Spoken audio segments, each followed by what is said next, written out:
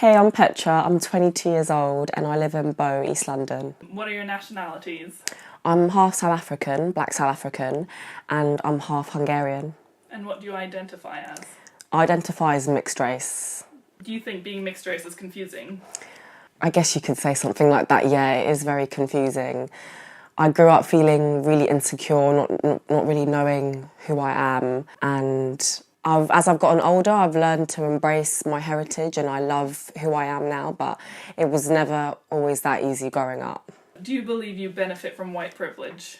In some ways, yes. So I know that, for example, if I was going for a job and there was another potential candidate who was maybe of a darker complexion to me, or they weren't, or they were not of a mixed heritage, they were fully black or Asian or whatever ethnicity they're from, I know that I might get an upper hand in situations like that. And it's really strange because where I used to live before I moved to London, it was a very white area, so there was not many people that looked like me. So when it came to like friendship groups and even dating and relationships, I grew up as kind of being one of the girls that was overlooked, if that makes sense, like never good enough. I felt like I was never good enough.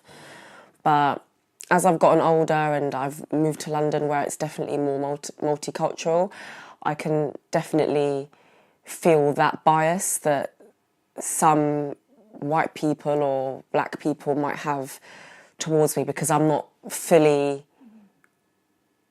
one race, if that makes sense. I'm half of what they are.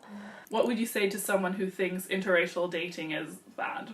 Obviously, I'm a product of an interracial relationship, so I would just say to them, that you can't think and speak in such an ignorant way, because at the end of the day, we're all people, we're all from the same race, which is the human race. Just because we have different colour skin and features, it doesn't mean that you can't love each other and you can't have a loving, happy relationship.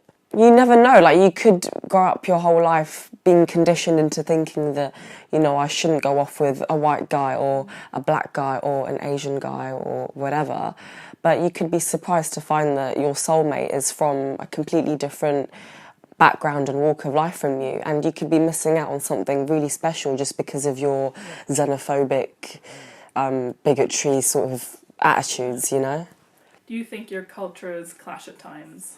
Oh yeah, definitely, because even just reflecting back on the relationship my parents had, there were definitely some clashes going on there, because my dad, he's very kind of stuck in his ways and views, I guess. But then my mum, being a very proud South African Zulu, she is not one to sort of budge or adjust her cultures and customs. So yeah, it can be quite stressful at times, because then also you're not sure, you feel as if there's pressure to go one side or the other, whether that's with your friends or with your family members. And it can be really overwhelming sometimes, because I just feel that it can also create that risk for mixed race people to keep bouncing off from each side. Like they might feel like they're more black at one point in their life, but then they might be like, actually no, I feel more white or more Asian or whatever their mix is. So yeah, I just feel like we need to be accepted for who we are as people and not be put into or forced into being pushed into different categories or feeling like we have to choose, Okay, I was 5 years old when me and my mum came here, and I even have vague memories of when I was in school, like, I don't know, just I felt kids didn't really want to relate to me or wanted to get to know me because I was so different to them. It made me feel really insecure, and I always wanted to be more white because that's what everyone else looked like around me. But then it got to the point when I was just like, this isn't right. Why am I getting bullied just for being half black or having black heritage within me? Like this just doesn't feel normal. So then when I went to uni, I went to Leicester Uni, I met so many people from different cultures and backgrounds, and I actually came to a point when I realised, wow, I can actually be myself and not get bullied, because there was a lot of people that came from African and Caribbean backgrounds who grew up similarly to me, because my mum was of African background. So obviously I was raised in that kind of, how do I say it?